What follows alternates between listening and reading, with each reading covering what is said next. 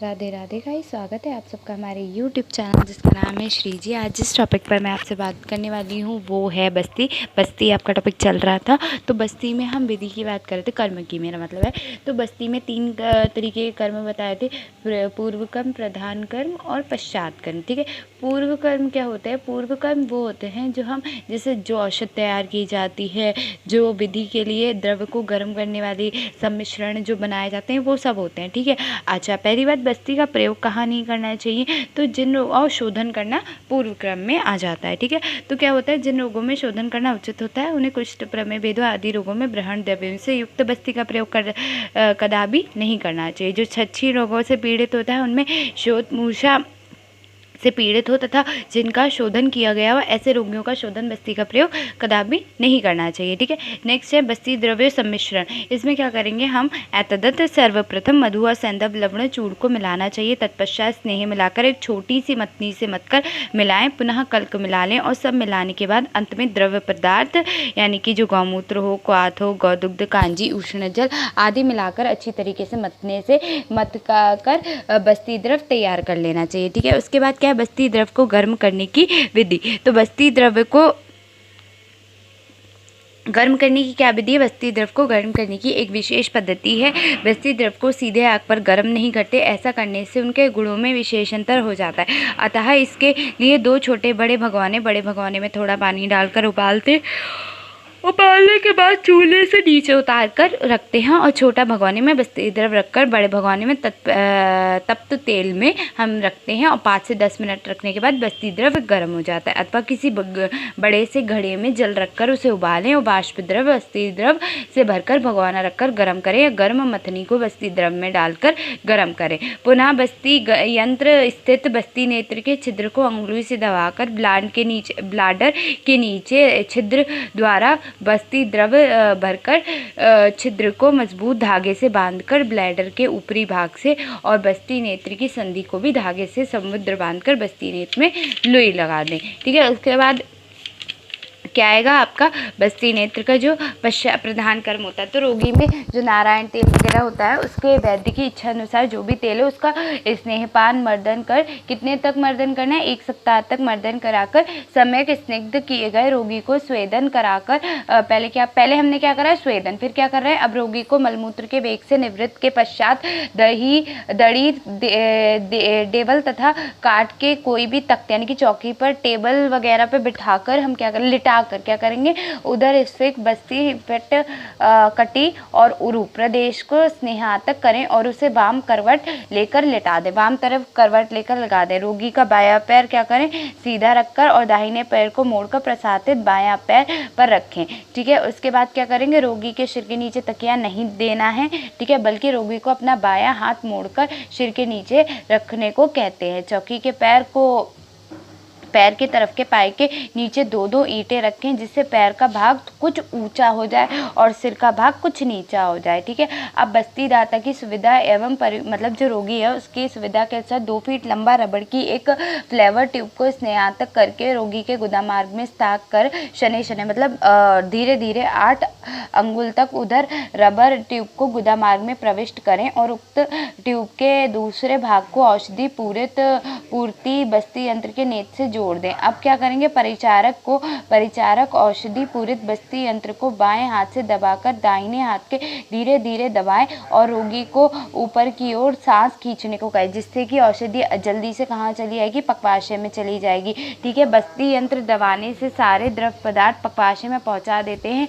बस्ती द्रव अंदर गया या नहीं इसका परीक्षण करना चाहिए। हाथ कांपने तथा नालिका तिरछा प्रवेश कराने के बाद गुदा के भीतर क्षत हो सकता है। बस्ती बहुत शीघ्र या बहुत धीरे धीरे नहीं देनी है, क्योंकि अधिक जोर से दबाने पर कभी कभी रोगी के अति कंठ तक चला जाता है और धीरे धीरे देने से कार्यकर नहीं होता। ठीक है, बस्ती यंत्र का संपूर्ण द्रव गुदा में नहीं डालना चाहिए, उसमें से थोड़ा सा छोड़ देना चाहिए, क्योंकि संपूर्ण द्रव गुदा में डालने के साथ बस्ती यंत्र का अवशिष्ट वायु की गुदा के भीतर चला जाता है, मतलब गुदा के अंदर वायु चली जाती है। फिर क्या होता है? तुरंत निकाल देने से 1 से 2 मिनट तक उसकी स्थिति में लेटे रहने देना चाहिए। बाद में रोगी को मल त्याग करने के आसन पर बिठाकर मल त्यागने को कहें।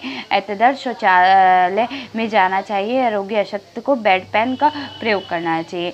ब्रहण बस्ती, बल्य बस्ती, बाजीकरण बस्ती और रसायन बस्ती आदि का जो बस्ती नेत्र होता है वो नालिका निकाल लेने के बाद उसी प्रकार 10 मिनट तक रोगी को लेटाए रखना चाहिए तथा रोगी के स्पिक और जानू को थोड़ा थोड़ा मर्दन करके थपथपाना चाहिए। और क्या करना चाहिए, बस्ती द्रव को अंदर ही रोके रखने के लिए कहना चाहिए। जब रोकने को असमर्थ हो जाए तो उत्कटासन में बैठाकर मलत्याग करा देना चाहिए। फिर क्या होता है, सावधानी क्या रखनी चाहिए, बस्ती सही से ढंग से पक्वाशय में पहुंची या नहीं, धीरे धीरे डालना चाहिए।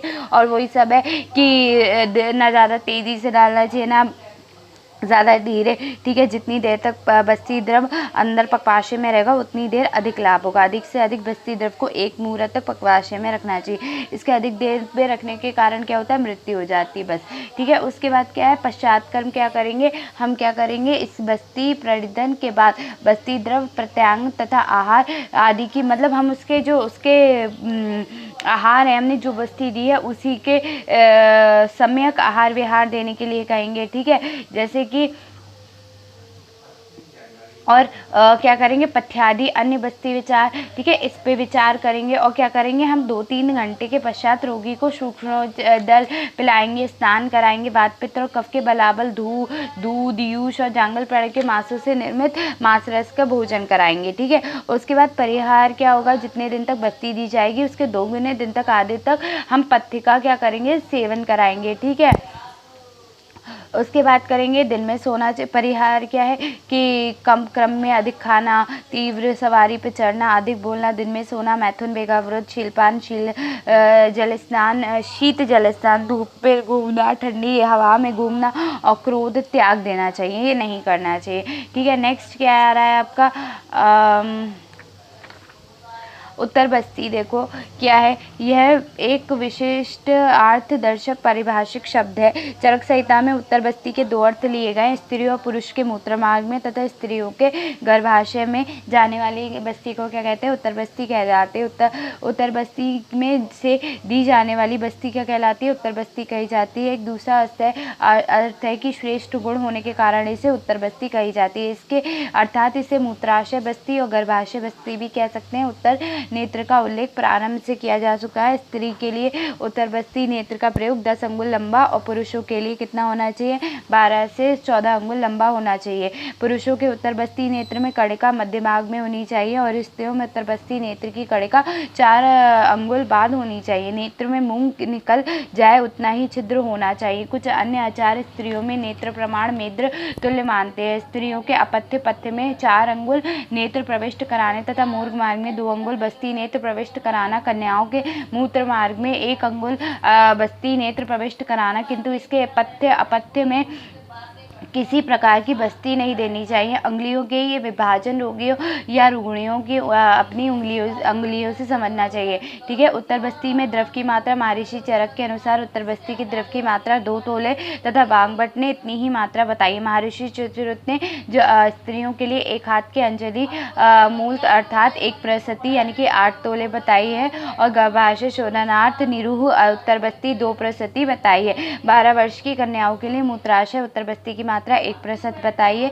आचार्य शारंगधर ने मात्रा 8 तोले बताई। स्त्रियों के मूत्राशय स्नेह उत्तर बस्ती की मात्रा 4 तोले, बालाओं में मूत्राशय स्नेह बस्ती की मात्रा 2 तोले बताई गई है। 24 वर्षों के पुरुष में स्नेह बस्ती की मात्रा 4 तोले तथा निरूह बस्ती में 8 तोले बताई गई है, ठीक है। स्त्रियों में उत्तर बस्ती की क्या विधि है, एक काष्ठ की चौकी पर स्त्री का यानी कि उत्तान लेटा दे, उल्टी तरफ से लेटा दे, उसे कटी के नीचे एक तकिया रख दे जिससे कटी प्रदेश ऊंचा हो जाए तथा सिर का भाग नीचा हो जाए।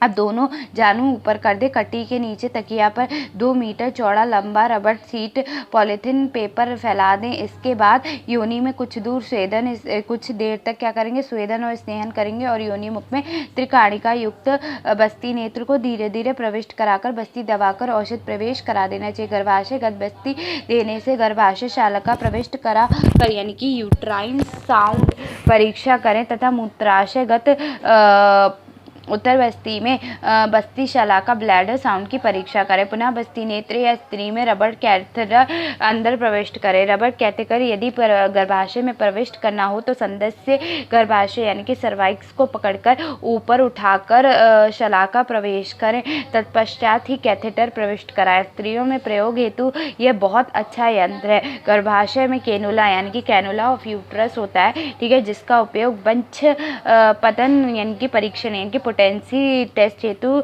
बीज वाहिनी नाड़ी के अवरोधक की परीक्षा करते हैं। इस कैन्यूल को सुखपूर्वक प्रवेश कराकर औषध युक्त सिरिंज के साथ जोड़कर औषध प्रविष्ट कराकर रवित कैथेटर निकाल लेते हैं। निरीक्षण क्या है? निरू की उत्तर बस्ती शीघ्र ही बाहर आ जाती है। इसे शीघ्र वापस आने पर सम्यक दत्त बस्ती समझना चाहिए। स्नेही की उत्तर बस्ती शीघ्र वापस नहीं आती, अनुवासन बस्ती की तरह अंदर रहकर कार्य करती है। गर्भाशय उत्तर बस्ती का कुछ स्नेह बाहर निकल आता है तो अधिकांश भाग भीतर ही रह जाता है, ठीक है। उसके बाद क्या है? स्त्रियों में गर्भाशयगत बस्ती कब देनी चाहिए? स्त्रियों में गर्भाशयगत उत्तर बस्ती ऋतुकाल में ही देनी चाहिए। ऋतुकाल रजो दर्शन के बाद 16 दिन तक रहता है।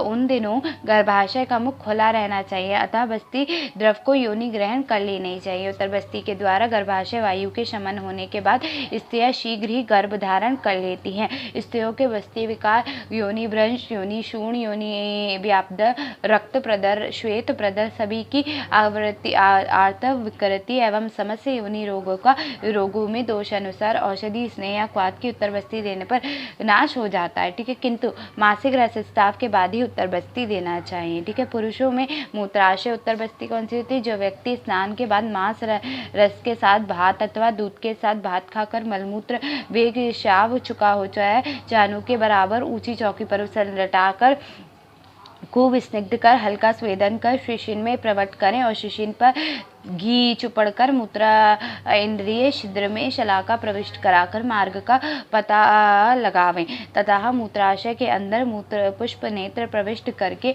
नेत्र में औषध पूरित जोड़कर मूत्राशयगत उत्तर बस्ती दे, ठीक है। उसके बाद क्या है कि निम्नलिखित रोगों में पुरुषों को मूत्राशय उत्तर बस्ती दे किन्हें देनी चाहिए? जो शुक्र दोष से पीड़ित हो, मूत्र शकरा हो, जिन्हें मूत्रश्मरी हो, बस्ती शूल हो, वक्षशूल हो, शिशिन शूल हो तथा अन्य भयंकर बस्ती रोगों में मूत्राशय बस्ती देनी चाहिए, किंतु प्रमेय में मूत्राशय उत्तर बस्ती नहीं देनी चाहिए। बस्ती साध्य कौन सी है? ज्वर, अतिसार, तिमिर, प्रतिशय, श्री रोग, अधिमंत, योगी, मूत्राशय, वृद्धि, दंश, अनाह, मूत्रकश, गुल्म, वात, रक्त, मूत्र, विट, अवरोह, दावर्त, शुक्र, आर्तव, स्तन्य का नाश, हृदय ग्रह, हनुग्रह, मन्याग्रह, स्मरी और मूल गर्भ, इन्हें क्या देना चाहिए? हमें बस्ती देनी चाहिए। निरू बस्ती के अयोग्य रोगी कौन से होते हैं? जो व्यक्ति अति स्निग्ध हो, जिनके उत्कृष्ट हो और छत के रोगी हो, अतिकृश हो, आत्मान हो, कछद्री, अश्कार, श्वास गुदरोग, अतिसार, विसूचिका, कुष्ठ, मधुमेह, जलोदर रोग से पीड़ित रोगियों में, गर्भिणी स्त्रियों में निरू बस्ती नहीं देनी चाहिए। जो निरू बस्ती के अयोग्य हैं वो कौन कौन से हैं? वो क्या है? पांडु, कामला, प्रमेह,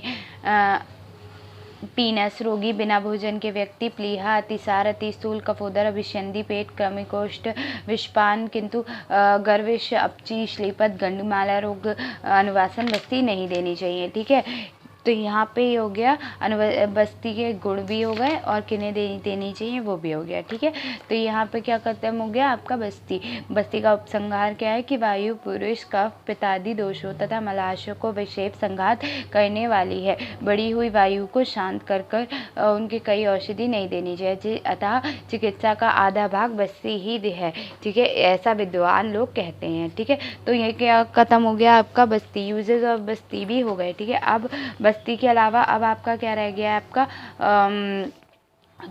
गंडुष वगैरह रह गया, यानी कि मुख प्रत्युष कल्पना, धूमपानत, नस्य, ठीक है, और नेत्र वाला, ठीक है, ये वाला रह गया। बाकी आपका बस्ती पूरा हो गया, इसमें अब कुछ भी नहीं है जो छूटा हुआ है, ठीक है। तो थैंक यू, अब मिलेंगे आपसे नेक्स्ट वीडियो में।